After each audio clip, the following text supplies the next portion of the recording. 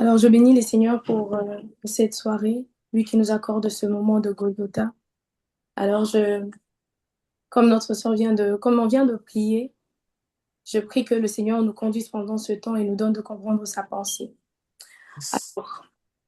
Dans cette semaine de Golgotha, alors que j'étais en train de préparer le message de ce soir, le Seigneur m'a mis à cœur de parler quand même d'un sous-thème qui va accompagner le thème Golgotha. Et ce sous-thème sera le triomphe de la croix. Je reprends le triomphe de la croix. Nous allons lire un texte pour commencer. C'est dans le livre de Colossiens, au chapitre 2, le verset 14 au verset 15. Colossiens chapitre 2, le verset 14 au verset 15. La Bible dit, il a effacé l'acte dont les ordonnances nous condamnaient et qui subsistait contre nous. Il l'a détruit en le clouant à la croix. Il a dépouillé les dominations et les autorités et il les a livrées publiquement en spectacle en triomphant d'elles par la croix. Amen. Amen. La Bible déclare au verset 15, il a dépouillé les dominations et les autorités et il les a livrées publiquement en spectacle en triomphant d'elles par la croix. C'est de là que je tirais ce sous-thème ce soir, le triomphe de la croix. On va encore lire un texte avant que nous puissions avancer dans le livre de Apocalypse, chapitre 3, au verset 21. Apocalypse, chapitre 3, le verset 21. La Bible déclare, c'est Jésus qui parle, c'est lui qui vaincra. Je le ferai asseoir avec moi sur mon trône, comme moi j'ai vaincu, et je me suis assis avec mon Père sur mon trône. Jésus déclare dans ces textes qu'il a vaincu et qu'il est assis avec Dieu sur son trône. C'est ainsi que le Seigneur m'a conduit vers ce thème, le triomphe de la croix. Mais avant que nous puissions aller au triomphe, au sous-thème de ce soir, revenons d'abord à Golgotha. Revenons d'abord à ce thème et à ce qu'on nous a dit pendant ces 2 premiers jours. Quand je me rappelle bien, pendant ces 2 premiers jours, le premier jour, maman Marie nous a dit que Golgotha est les lieux de la transformation. Elle a martelé pour dire que c'est les lieux où les potentialités qui sont en nous vont être manifestées. De la même manière que pour Christ, la vie qui était en lui a été manifestée. On a percé Jésus et l'eau et les sangs sont sortis et ont prouvé qu'il avait en lui la vie que les gens du monde pensaient lui ôter. Et hier encore, par la grâce de Dieu, notre papa nous a dit deux choses. J'en ai retenu quelques-unes. Et il disait que Golgotha, c'est les lieux du positionnement.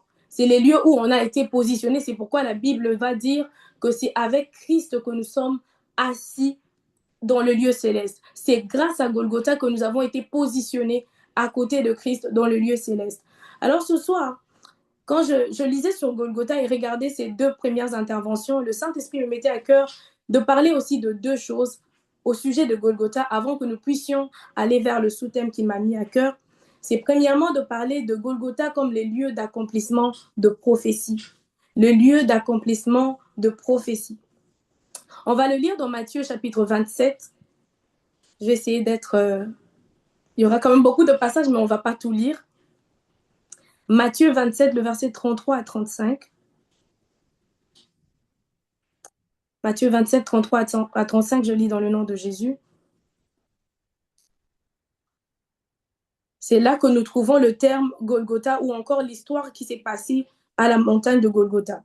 La Bible dit, arrivé au lieu nommé Golgotha, ce qui signifie lieu du crâne, ils lui donnèrent à boire du vin mêlé de fiel, mais quand il eut goûté, il ne voulut pas le boire.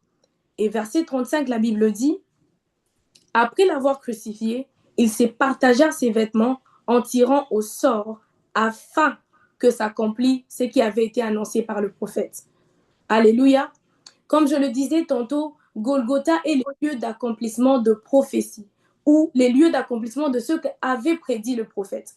Quand nous regardons l'histoire de Golgotha, si nous descendons jusqu'au verset 50 et le reste, la Bible est en train de nous montrer deux choses qui se sont passées là à Golgotha alors qu'on était en train de crucifier Jésus et qui confirme ce que je dis que c'est les lieux d'accomplissement de prophétie. Dans ce que Jésus va dire et même dans ce qui va se faire dans les événements, on va voir qu'il est en train d'accomplir les prophéties qui étaient annoncées à son sujet. Là, à Golgotha, alors que les gens voyaient que c'était juste la décision de Pilate, que c'était juste le juif qui était énervé contre Jésus. Il voulait qu'il puisse mourir. Mais en ce moment-là, Dieu était en train d'accomplir des prophéties qu'il avait annoncées d'avance. Et ces prophéties, quand nous regardons les Écritures, nous voyons David qui en parle et on voit aussi Ésaïe qui en parle.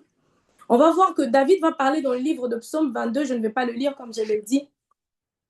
Psaume 22, l'ensemble du chapitre du Psaume 22 est en train de nous montrer David qui parle au sujet de la crucifixion de Jésus. David parlait comme prophète et annonçait d'avance ce qui allait arriver à Jésus sans que les gens ne sachent. Quand les gens lisaient David, ils se disaient sûrement, David est en train de parler de lui-même, il est en train de parler de ses souffrances. Or, quand David parlait de ces choses, il ne parlait pas de lui, mais il annonçait les souffrances qu'allait vivre le Messie. On va voir cela. Le psaume 22, chapitre 1, David commence déjà par dire la phrase que Jésus va dire à la croix. David va dire, mon Dieu, pourquoi m'as-tu abandonné? Pour ceux qui lisaient David, ils voyaient David en train de dire de choses qui lui arrivaient. Il pouvait se dire que David est en train de pleurer devant Dieu. Mais David était en train d'annoncer prophétiquement ce que Jésus allait dire sur la croix. On va le voir encore au verset 9 du même chapitre, le psaume 22, le verset 9.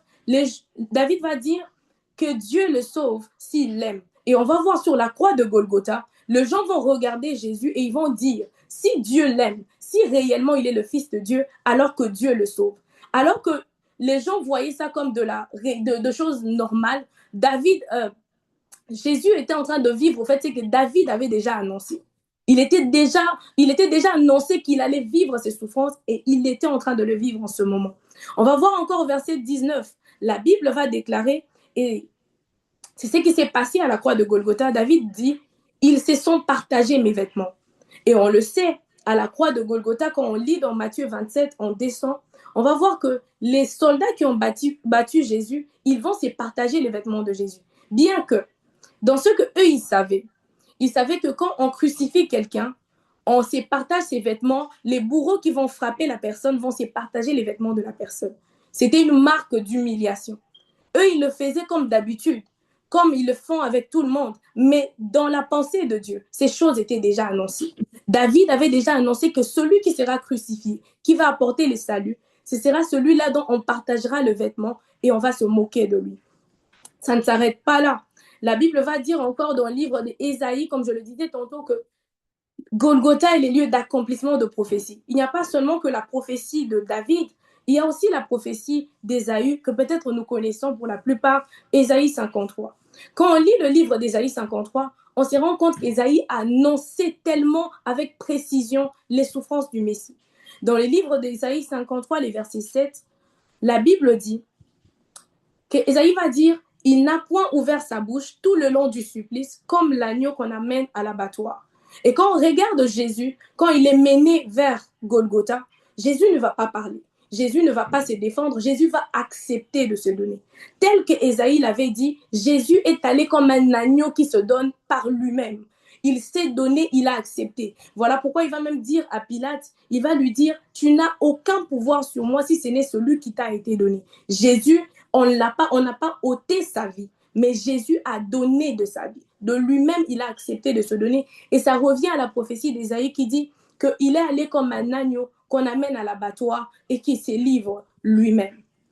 Le verset 9 d'Ésaïe 53 encore nous donne quelque chose qui prouve à suffisance encore que là, Golgotha, c'était encore une fois l'accomplissement de prophétie. La Bible dit au verset 9, son tombeau était avec le riche. Et quand nous lisons l'histoire de la crucifixion de Jésus, on voit que Jésus a été enterré dans un tombeau acheté par un riche. La Bible va dire que Joseph d'Arimathée va venir alors qu'il était un homme riche, un homme aisé, et il va demander à ce qu'on lui donne la capacité de pouvoir enterrer Jésus. Et ça accomplit encore, une fois de plus, c'est que les prophéties avaient déjà annoncé à son sujet. La dernière des choses que je vais ajouter sur ça, c'est que Hébreu va dire, Hébreu 13, verset 11 à 22, alors que l'apôtre est en train de parler, on ne sait pas qui a écrit le livre d'Hébreu, mais l'auteur est en train de parler de comment les sacrifices se faisaient dans le temps pour les sacrifices du péché, il dit que le sacrifice qu'on donnait pour le péché, on les amenait en dehors du camp. Le sang était amené dans le sanctuaire, dans la présence de Dieu pour apporter le pardon, mais les corps de ces animaux-là étaient importés en dehors du camp. Et quand on va voir ce qui va se passer dans la vie de Jésus, c'est que Golgotha n'était pas un lieu à l'intérieur de murs de Jérusalem. Au temps de Jésus, Golgotha était un lieu en dehors de Jérusalem. Ce qui accomplit encore la prophétie. De la même manière que les animaux qui avant, on les tuait pour que les hommes aient le pardon auprès de Dieu, Jésus, comme l'agneau de Dieu, a été aussi tué à l'extérieur du camp. Jésus a été tué aussi en dehors du camp. Il n'a pas été tué dans la ville, mais en dehors du camp pour représenter les agneaux qui étaient tués dans l'ancienne alliance. C'est pourquoi le Seigneur me met à cœur de nous dire ce soir que Golgotha et ces lieux-là, qui est un lieu d'accomplissement de prophétie. Ce n'était pas que c'est que eux ils voulaient, ce n'était pas que ce que le juif voulait, mais c'était exactement ce que Dieu avait déjà prévu d'avance. Et la deuxième de choses que le Seigneur me donne de parler de Golgotha, au sujet de Golgotha, c'est que Golgotha est le lieu de la confirmation de l'identité de Christ. Pourquoi je dis cela? On va voir dans le livre de Matthieu, toujours là où nous étions, au chapitre 27, les soldats qui vont battre Jésus vont dire une chose. Ils vont d'abord commencer par écrire et ils vont la proclamer. Ils vont écrire sur la croix de Jésus, ils vont écrire « Celui-ci est le roi des Juifs ». La Bible dit que si Jésus a été crucifié, c'est parce que les Juifs ne voulaient pas qu'on dise de lui qu'il était roi des Juifs. Mais ceux qui l'ont crucifié ont écrit eux-mêmes que Jésus est le roi des Juifs. C'est là, à Golgotha, qu'ils ont reconnu, qu'ils ont confirmé l'identité de Jésus. Et qu'est-ce qui va encore se faire? C'est que vers la fin, alors que Jésus rendait l'âme, un des soldats va regarder et dire, en réalité, en vérité, celui-ci était réellement le Fils de Dieu.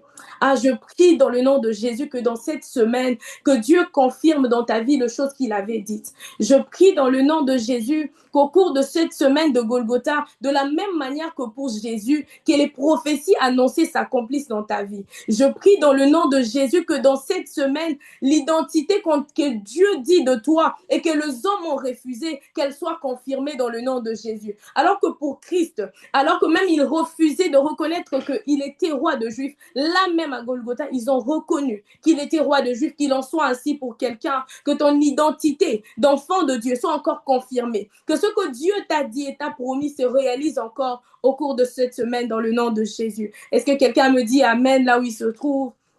Que quelqu'un écrive Amen. Amen. Dise Amen là où il se trouve. Alors comme je le disais, Jésus n'est pas allé à la croix de Golgotha comme quelqu'un qui a peur ou encore comme quelqu'un qui vivait de surprise. Jésus n'était pas surpris de la croix. Jésus ne vivait pas la croix comme une surprise, mais comme quelque chose qu'il savait. Et c'est pourquoi même il était venu. Voilà pourquoi il dira tout le temps, durant son ministère, durant son parcours, il ne cessera de dire, je suis venu pour accomplir la volonté de mon Père, et il va ajouter, mon temps n'est pas encore venu. Si son temps était venu, c'est parce que son temps était venu plus tôt que Jésus a été crucifié. Mais si son temps n'était pas là, il n'allait pas le crucifier. Donc Jésus, quand il vivait la croix, il ne vivait pas la croix comme une décision des hommes. Il ne vivait pas la croix comme quelque chose que les hommes lui ont jeté comme un sort, mais comme une décision personnelle, comme quelque chose qu'il avait accepté de faire pour toi et moi, qu'il avait accepté de faire pour nous sauver, toi et moi, et pour nous accorder la vie. C'est pourquoi l'apôtre Paul va même en parler.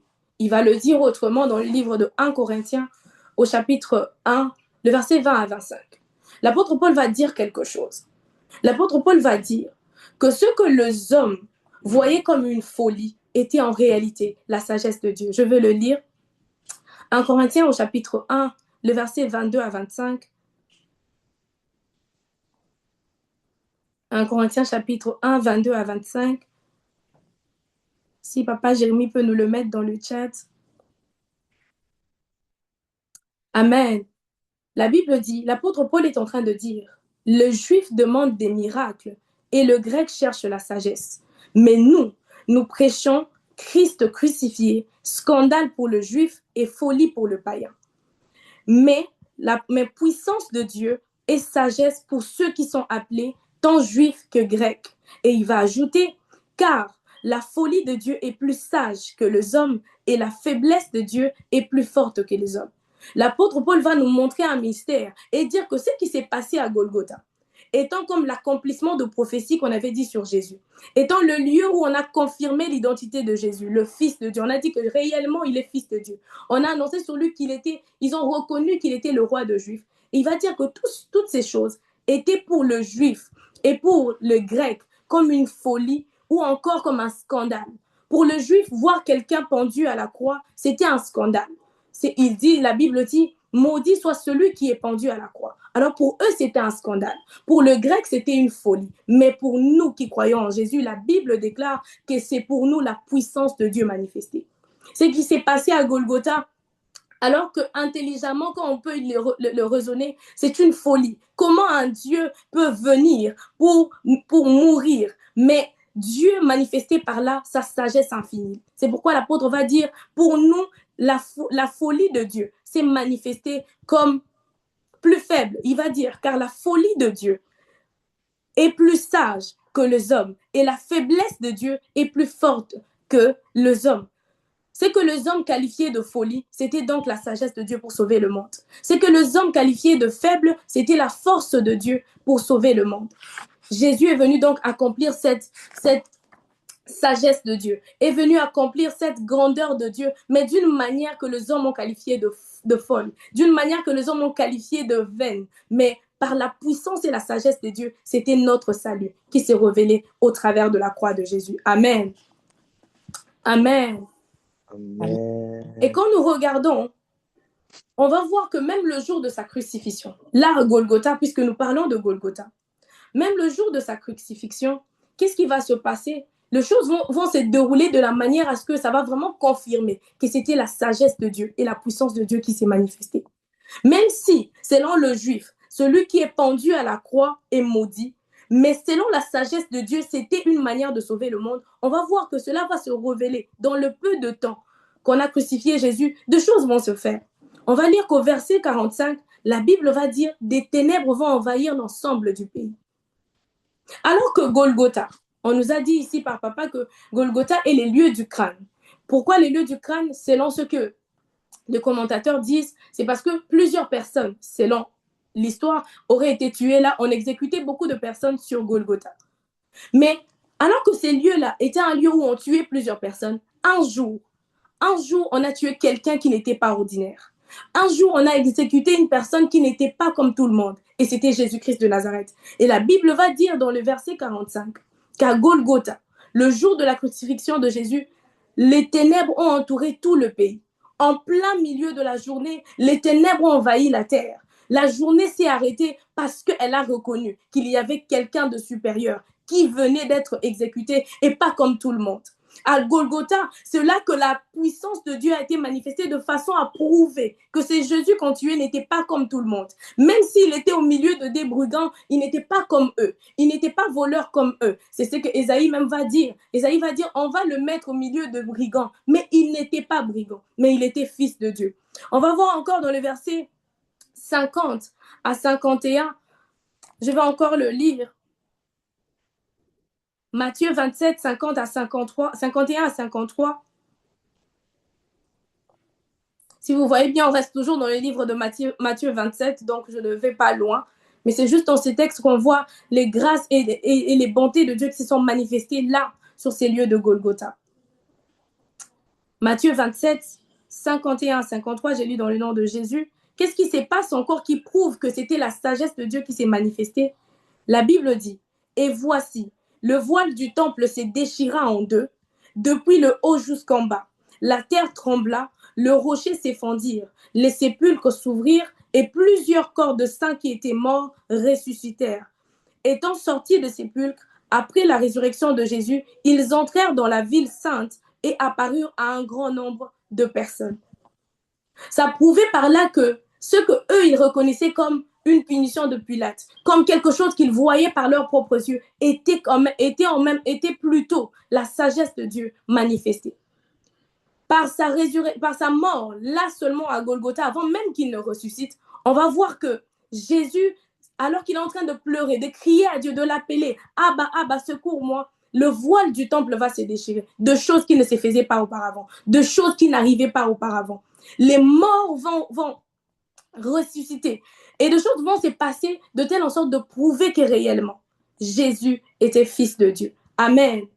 Est-ce que quelqu'un peut acclamer le Seigneur pour ces grands miracles qui s'est opéré à la croix de Golgotha? Est-ce que quelqu'un peut bénir son Dieu pour ces miracles qui s'est produit à Golgotha? Si Golgotha était le lieu du crâne, là où on tuait plusieurs, pour nous, c'est le lieu de la victoire. C'est le lieu où Dieu a manifesté sa sagesse. C'est le lieu où Dieu a manifesté sa puissance. Et comme je le disais, pour résumer, Golgotha, ce soir, Dieu nous ajoute deux choses. Golgotha est le lieu de l'accomplissement de prophéties. C'est le lieu de la confirmation de l'identité. C'est à Golgotha qu'on a reconnu que Jésus est réellement le Fils de Dieu, que Jésus est réellement le Fils de Dieu, là, à Golgotha. Amen. Alors, pourquoi ce soir, le Saint-Esprit nous amène à parler de ces sous-thèmes que j'ai annoncés au début? Alors, après avoir parlé de Golgotha, j'ai dit au début que j'allais parler de la puissance de la croix ou le triomphe de la croix. Pourquoi le Seigneur nous donne de parler de cela? On va lire dans le livre on l'a même déjà lu dans Colossiens 2, 14 à 15. On va voir que la Bible va dire que Jésus a livré en spectacle les dominations et les autorités. Que Jésus, par sa mort, il a traîné les dominations et les autorités, il les a livrées en spectacle et il a triomphé d'elles par sa croix. C'est ce que la Bible déclare. Pourquoi l'apôtre leur parlait ainsi? L'apôtre voulait faire savoir à ces personnes et aussi à nous aujourd'hui, le Saint-Esprit veut nous faire savoir que nous devrons refuser d'être esclaves de quoi que ce soit. Depuis que Jésus a vaincu sur la croix, depuis que Jésus a livré en spectacle les autorités et les dominations, nous devons refuser d'être esclaves de qui que ce soit. En leur temps, l'apôtre était en train de leur dire de ne pas accepter de se soumettre aux mêmes loi qu'il retenait auparavant. Il y avait ces préceptes-là qui disaient qu'il pour être saint, pour être pur, il faudrait ceci, il faudrait cela. Mais alors que Jésus avait déjà vaincu à la croix, ces choses étaient passées. La justification passait maintenant que par le sang de Jésus.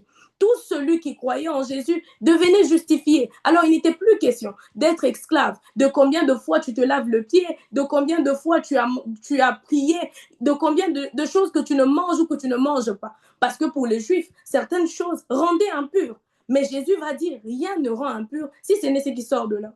Alors, l'apôtre voulait leur faire comprendre, et à nous ce soir, que nous devons refuser d'être esclaves de quoi que ce soit parce que Jésus a triomphé à la croix. Il a livré en spectacle de domination. Il a cloué à la croix l'acte qui nous condamnait. Si hier la loi nous condamnait, si hier ces choses nous condamnaient, aujourd'hui à cause de Jésus, ces choses ne nous condamnent plus. Nous ne sommes plus esclaves de quoi que ce soit. Nous ne sommes plus esclaves de qui que ce soit parce que Jésus a triomphé à la croix. Est-ce que quelqu'un peut me dire Amen? Est-ce que quelqu'un peut me dire Amen? La Bible va dire encore. Quand la Bible dit il a livré en spectacle le principauté, c'est juste une manière générale de parler de l'ennemi. Les puissances supérieures, mais qui sont du diable, de l'ennemi, de l'autre côté. Jésus a livré en spectacle ces choses pour nous accorder la victoire et nous a fait participer à sa nature. Ce soir, le Saint-Esprit veut nous faire comprendre que par la croix de Jésus, par le triomphe de la croix de Jésus, nous ne sommes plus esclaves du passé, nous ne sommes plus esclaves de loi d'avant, nous ne sommes plus esclaves de ces choses qui nous retenaient, mais nous sommes devenus participants à la gloire de Dieu. Nous sommes devenus participants aux bénédictions de Dieu. Nous sommes devenus participants à la nature de Dieu. Qu'est-ce que Jésus va encore faire? J'aime ce que les Écritures vont dire dans les livres de Apocalypse chapitre 1, le verset 18. Jésus va dire « Je détiens les clés du séjour de mort ».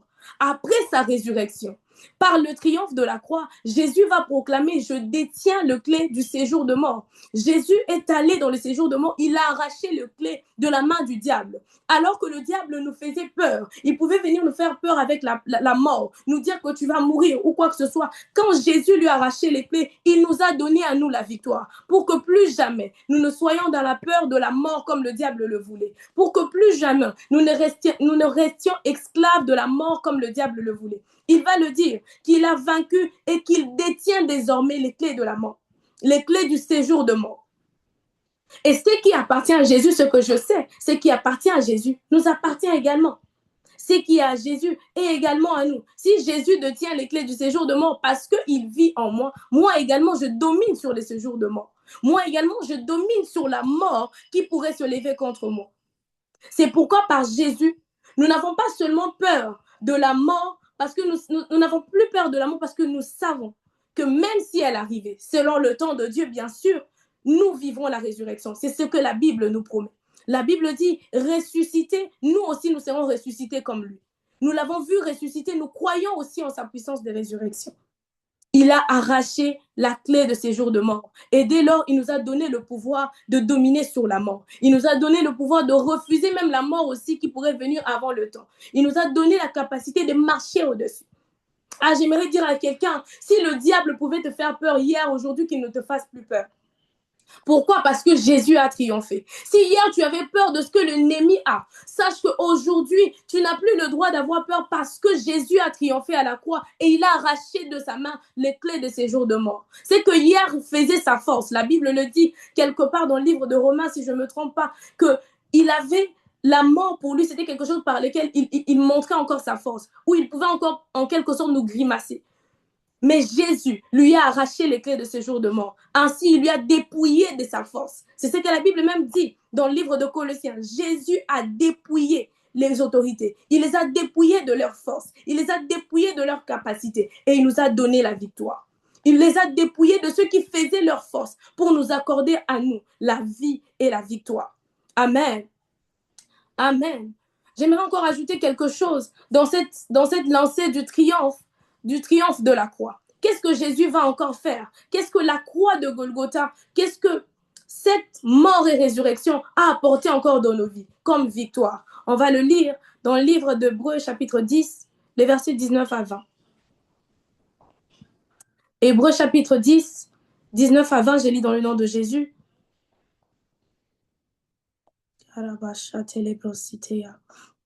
La Bible va dire, ainsi donc, frères, puisque nous avons au moyen du sang de Jésus une libre entrée dans les sanctuaires par la route nouvelle et vivante qu'il a inaugurée pour nous au travers du voile, c'est-à-dire de sa chair. Pourquoi ce soir le Saint-Esprit veut que nous puissions parler du triomphe de la croix? C'est parce que par la croix, nous avons eu non seulement la victoire sur le séjour de mort, mais aussi par la croix, nous avons accès à Dieu. Jésus a inauguré une nouvelle voie que hier n'était pas là pour que nous puissions accéder à Dieu. Oh, si hier, nous n'étions pas du peuple d'Israël et nous n'avons pas traversé avec eux au travers de la mer Rouge, aujourd'hui, Jésus nous a fait traverser vers Dieu par son sang. Les triomphes de la croix, c'est que nous étions perdus. Nous étions comme des brebis errants, mais Jésus a ouvert pour nous une nouvelle voie. Jésus nous a ouvert une voie nouvelle pour que nous puissions accéder au Père. Et la Bible dit, il a ouvert une libre entrée pour le sanctuaire. Oh frère, mon frère, ma soeur, quelqu'un va te dire, tu viens d'une famille, on pratiquait ceci, on pratiquait cela, mais tu vas lui dire, à partir de ce soir, tu vas retenir que parce que Jésus a vaincu à la croix, parce qu'il y a eu un triomphe à la croix, moi je ne fais plus partie de ces choses. Jésus m'a donné libre accès au Père. Amen. Il a inauguré une voie nouvelle pour moi pour que je puisse accéder au Père. Je ne suis plus la même personne qu'hier. Je ne suis plus celle qui appartenait à ma famille. Je ne suis plus celle qui appartenait à ce loi-là, mais j'appartiens à Jésus. Et désormais, la voie a été ouverte pour moi, pour que je puisse accéder au Père. C'est ce que la victoire de Jésus a fait pour nous. C'est ce que le triomphe de la croix nous a permis d'avoir, le libre accès auprès du Père. Est-ce que quelqu'un peut dire Amen avec moi? Est-ce que quelqu'un Amen. se trouve? J'aimerais finir par ceci, encore toujours dans cette allée du triomphe de la croix. C'est ces textes que nous connaissons pour la plupart, Romains chapitre 8. Romains chapitre 8, le verset 32. Et nous allons descendre avec. Romains 8, au verset 32.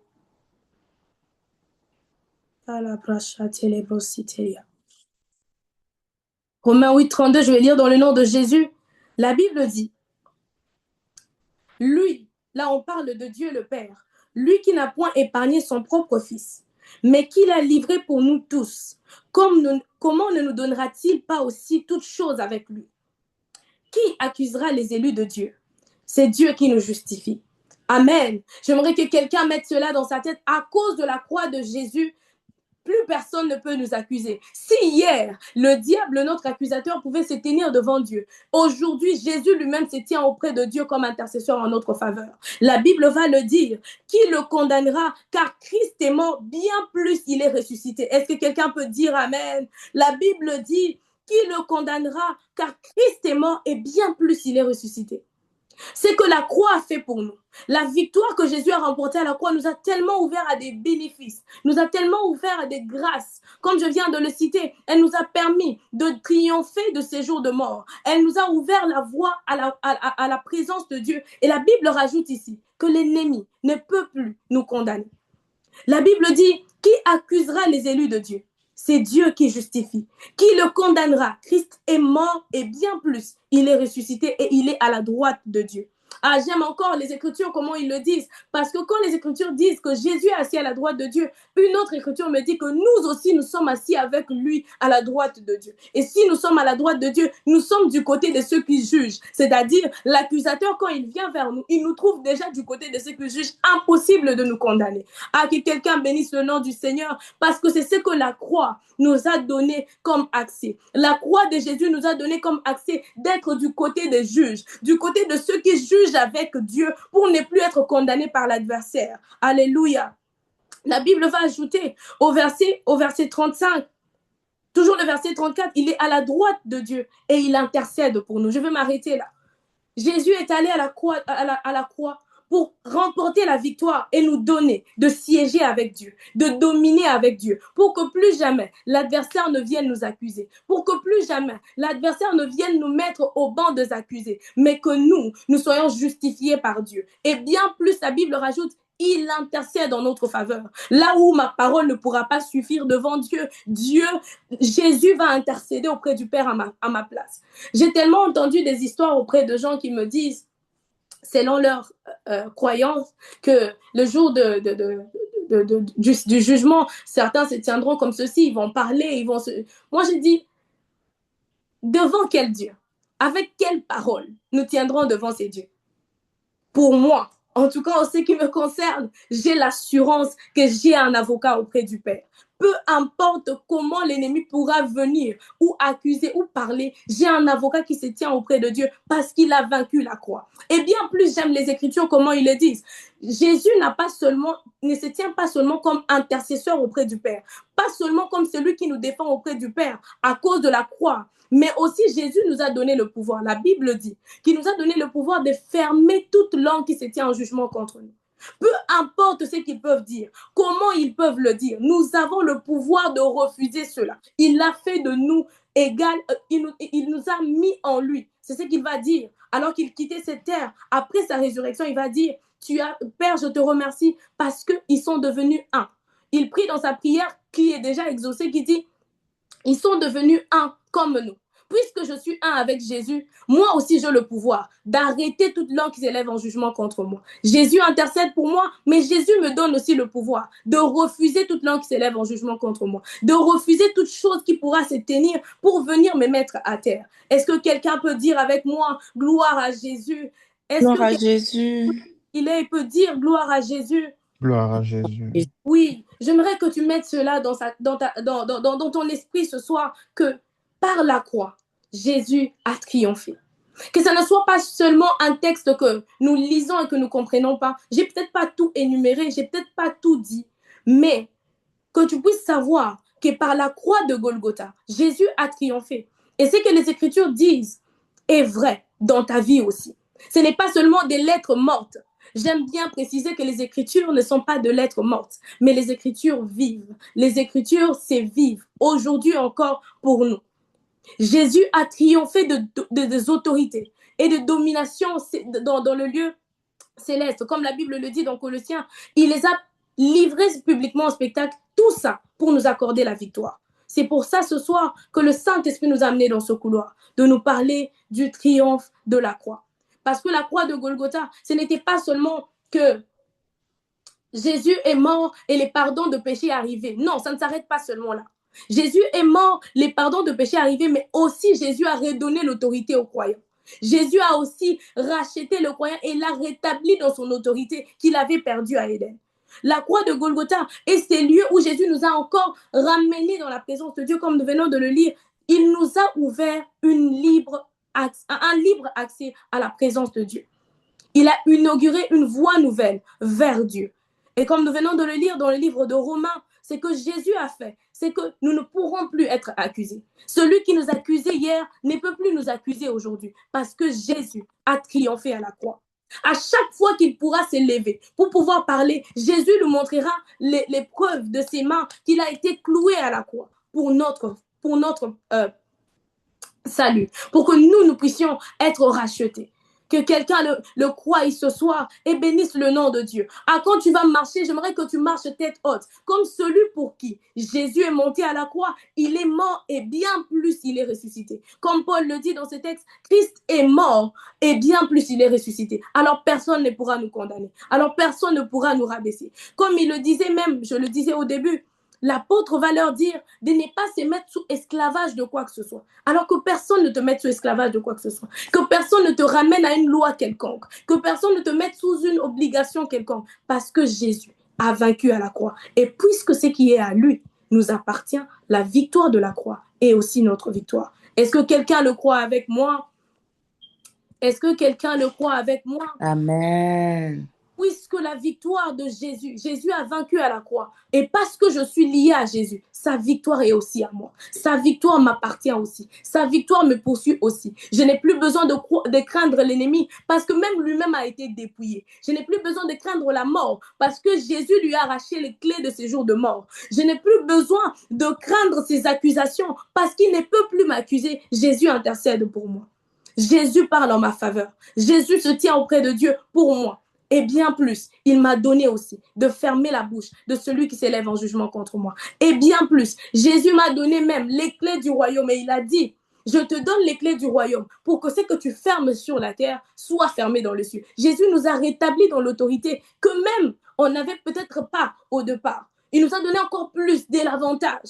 Il nous a donné encore plus de force que hier nous n'avions pas à cause de sa croix. Ce qui était un scandale pour le juif, ce qui était une folie pour le grec, était la puissance manifestée de Dieu. Était la puissance manifestée de Dieu. C'était la sagesse de Dieu manifestée. Et c'est comme les Écritures le disent, la sagesse de Dieu ou encore la folie de Dieu est plus sage que la sagesse des hommes. Est-ce que quelqu'un est béni par cette parole ce soir?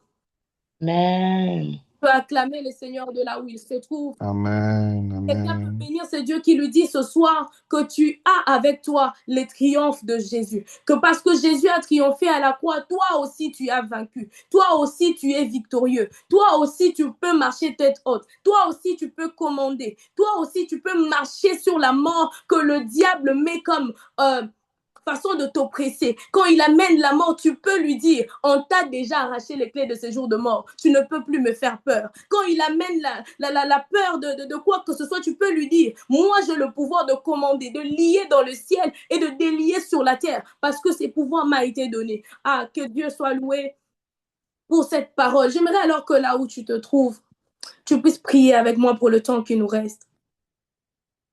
J'aimerais que tu pries avec moi, si tu as compris ce message par la grâce de Dieu, que tu puisses commencer d'abord à adorer ces dieux. Comme nous l'avons dit, la croix, Golgotha, c'était ces lieux-là où Dieu a manifesté sa sagesse. Et cette sagesse nous a non seulement sauvés, mais nous a accordé aussi la victoire. Ce triomphe de Jésus est devenu aussi le nôtre. Alors j'aimerais que tu élèves ta voix et que tu commences à bénir Dieu. Que tu commences à lui dire, Seigneur, je te bénis parce que moi, tu m'as choisi pour que je puisse marcher dans ton cortège de la victoire. Le cortège triomphal de Jésus, toi aussi tu es dedans. Toi aussi tu as cette victoire parce que Jésus est mort à la croix pour toi. Alors j'aimerais que tu élèves ta voix et que tu commences à lui dire merci. Lui dire merci parce que tu es conscient ce soir que tu n'es plus esclave de ces choses. Que tu es conscient ce soir que personne ne peut plus t'accuser. Que tu es conscient ce soir que ton maître a les clés de ces jours de mort. Parce que tu es conscient ce soir que Jésus t'a racheté, que Jésus t'a lavé, que quelqu'un élève sa voix et commence à bénir le nom du Seigneur. Éternel notre Dieu, nous venons ce soir au-devant de toi. Père, nous venons te dire merci parce que ce soir, tu as ouvert nos yeux. Tu nous as donné de pouvoir, éternel Dieu de gloire, comprendre que par la croix de ton Fils, nous aussi, nous avons, éternel mon Dieu, été qualifiés de vainqueurs. Père éternel, que par la croix de ton Fils, nous qui étions perdus, tu nous as rétablis, éternel Dieu de gloire, dans la relation avec toi. Comme la Bible le dit, que Christ a inauguré une voie nouvelle pour nous vers toi. Père, nous te disons merci parce que si hier, on ne pouvait pas venir dans ta présence, Seigneur, aujourd'hui, nous pouvons le faire parce que Jésus est mort à la croix pour nous, parce que Jésus a triomphé à la croix pour nous, parce que Jésus a renversé l'adversaire à la croix pour nous. Seigneur, ce soir, avec mes frères et sœurs, nous venons te dire merci. Nous venons te dire merci parce que tu nous as sélectionnés, parce que tu nous as acceptés, parce que tu nous as aimés, parce que tu as fait de nous, Père éternel, Dieu de gloire, de victorieux avec toi. La Bible dit que la part de Christ, Père éternel, Dieu de gloire, est aussi la nôtre. Parce que, éternel, Dieu de gloire, il est venu se faire semblable à nous pour nous accorder aussi ce qui est de sa part. Père, merci parce que la victoire de Jésus à la croix est la mienne ce soir. Père, merci parce que la victoire de Jésus à la croix est une victoire pour quelqu'un ce soir. Nous te bénissons, ô éternel, parce que nous ne sommes plus ce que les lois du monde peuvent oppresser. Nous ne sommes plus ce que, éternel Dieu de gloire, les lois de nos familles peuvent oppresser, mais nous sommes ceux à qui tu as donné la victoire. Tu as donné, éternel Dieu de gloire, le pouvoir de marcher sur toutes ces choses et de marcher, éternel Dieu de gloire en gloire, de marcher avec victoire continuellement. Nous te bénissons, Seigneur, parce que tu nous as rachetés, parce que tu nous as établis, parce que tu nous as aimés, parce que, Seigneur, tu nous as révélé ces choses. Nous te disons merci. Nous te disons merci pour ce que tu nous révéleras encore dans le reste de cette semaine. Père éternel, Dieu de gloire, au sujet de la croix de Jésus. Nous te remercions pour ta sagesse manifestée à cette croix. Nous te remercions, éternel Dieu de gloire, parce que ce qui était à la vue des hommes, Père éternel faible, toi tu l'as utilisé comme une puissance pour nous racheter, pour nous établir. Père éternel Dieu, nous sommes reconnaissants. Nous sommes reconnaissants. Dans le nom de Jésus, dans le nom de Jésus. J'aimerais encore que tu pries avec moi. Je disais tantôt que Jésus nous a donné aussi de pouvoir parler, de pouvoir agir comme lui. Dans quel sens? Il n'a pas seulement fait en sorte que l'ennemi ne puisse pas nous accuser, mais il a aussi dit que nous aussi, nous sommes capables de fermer toute langue qui s'élève en jugement contre nous. C'est pourquoi ce soir, j'aimerais que de là où tu es, tu commences à proclamer et à déclarer dans cette semaine de Pâques et commencer à dire au nom de Jésus, je ferme toute langue qui s'élève en jugement contre moi. Au nom de Jésus, je ferme toute langue qui accuse ma vie. Je ferme toute langue qui s'élève en jugement contre moi et je paralyse les accusations de l'ennemi, les condamnations de l'ennemi, que quelqu'un s'élève en prière et commence à parler dans le nom de Jésus. Au nom de Jésus, je déclare ce soir que toute langue qui s'élève en jugement contre moi est paralysée. Qu'il se lève la nuit, qu'il se lève le jour, qu'il parle contre moi, que je le sache ou non. Je déclare au nom de Jésus que cette langue qui s'élève en jugement contre moi, je la fais taire. Je la fais taire. Et toute chose qu'il dit sur moi est nulle et sans effet. Toute chose qu'il proclame sur moi est nulle et sans effet. Toute chose qu'il proclame sur ma famille est nulle et sans effet. Je déclare au nom de Jésus que parce que Christ a vaincu, plus personne ne peut m'accuser. Et chaque accusation est tombe à l'eau au nom de Jésus. Ne pourra pas réussir sur moi, ne pourra pas triompher sur moi au nom de Jésus. Je déclare au nom de Jésus que je marche dans la victoire de Jésus. Je marche dans sa victoire tout le jour. Et chaque langue qui s'élève en jugement ne tiendra pas devant moi, ne tiendra pas devant ma vie, parce que Jésus m'a justifié, parce que Jésus m'a racheté, parce que Jésus m'a établi, parce que Jésus m'a lavé. Et toute personne, que je la connaisse ou pas, et toute personne qui parle, même en titre du sang que je porte de lui ou d'elle, au nom de Jésus, sa parole est nulle et sans effet. Ses déclarations sont nulles et sans effet. Ce qu'il dit de moi est nul et sans effet, dans le nom puissant de Jésus, dans le nom puissant de Jésus, dans le nom puissant de Jésus. J'aimerais que tu déclares avec moi là où tu es, ce serait notre dernière prière, que tu dises, puisque Jésus a triomphé à la croix, le triomphe de Christ est aussi mon partage. Que quelqu'un le déclare ou l'écrive même dans le chat. Puisque Jésus a triomphé à la croix, son triomphe est aussi le mien. La victoire de Jésus est la mienne. Tu peux juste écrire, la victoire de Jésus est aussi la mienne. La victoire de Jésus est aussi la mienne. Si ce soir, tu le crois que Jésus a triomphé, que toi aussi, tu es vainqueur, que tu dises, la victoire de Jésus est aussi la mienne. Que tu le déclares, que tu l'écrives de là où tu te trouves. dans le nom de Jésus. Dans le nom de Jésus. Amen. Amen. Oui, déclare-le. La victoire de Jésus est aussi la mienne. La victoire de Jésus est aussi la mienne. La victoire de Jésus est aussi la mienne. Que Dieu te bénisse. Que Dieu te bénisse. Amen. Je vais prier pour clôturer ces instants. Éternel notre Dieu, nous te bénissons pour cette parole.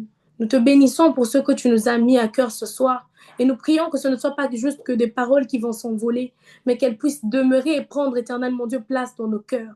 Père éternel, nous prions que par ton esprit, comme tu le dis dans ta parole, il nous rappellera toutes choses, qu'il nous rappelle devant l'adversité que nous ne sommes plus des esclaves, qu'il nous rappelle devant l'adversité qu'on n'est plus de ceux qu'on accuse, mais qu'on est assis dans le rang de ceux qui jugent comme toi. Père éternel, qu'à chaque fois que le diable viendra nous faire peur avec la mort, que ton esprit nous rappelle que tu as ravi les clés de la mort au diable. Père éternel, quand l'ennemi viendra nous dire que nous ne sommes pas dignes, laisse que toi, que ton esprit nous rappelle que tu nous as lavés, que tu nous as justifiés et que tu nous as établis avec toi. Tout pour ta gloire. Dans le nom de Jésus, nous avons ainsi prié. Amen. Amen. Amen. Bénisse sa parole. Que Dieu bénisse sa parole. J'aimerais que de là où tu es, alors que je vais donner le communiqué, il n'y en a qu'un seul, que tu puisses préparer ton offrande de là où tu es. Si Papa Jérémie peut nous aider avec le mail ou le lien pour l'Interact, alors que tu puisses préparer ton offrande. Et pour ceux qui aussi ne peuvent pas envoyer par ce mail, il y a aussi l'option PayPal par laquelle vous pouvez envoyer vos offrandes. Et je vais prier pour nos offrandes et nous donner juste ces seuls communiqués qu'on se revoit demain à la même heure, sur la même plateforme, pour un temps encore de victoire. Un temps encore que Dieu va nous accorder sa victoire et nous faire du bien. Alors ne rate pas. Si tu peux, invite. Si tu peux, appelle ton coloc, ton ami ou qui que ce soit et dis-lui de se connecter. Ou même, s'il est possible, de partager le lien, parce que je sais que c'est dans le groupe de l'Église, de le partager et d'inviter plusieurs personnes à se connecter à ce temps de prière. Dieu ne manquera pas à nous faire du bien. Alors, je vais prier pour nos offrandes. Éternel Dieu, je prie pour chaque personne qui donne ce soir. Éternel, est-ce que tu agrées cette offrande? Père, qu'elle serve, éternel Dieu de gloire, à l'avancement de ton œuvre, qu'elle te plaise, ô éternel Dieu, que tu bénisses le main, éternel Dieu de gloire, qui donne, que tu rendes au centuple, éternel Dieu de gloire, c'est que ces personnes donnent ce soir et que tu puisses encore, ô Dieu, les accompagner. Je prie pour leurs finances dans le nom de Jésus, que tu leur donnes d'être des bons intendants de ce que tu mets entre leurs mains, qu'ils puissent bien gérer les choses que tu leur accordes, Père éternel, et te servir aussi avec ce que tu déposes dans leurs mains, tout pour ta gloire, dans le nom précieux de Jésus. Amen. Amen. Que Dieu nous bénisse. Nous sommes arrivés à la fin, comme je le disais. On se revoit demain à la même heure et le Seigneur ne manquera pas à nous faire du bien. Que Dieu bénisse tout un chacun. Amen. Bonne soirée à tous.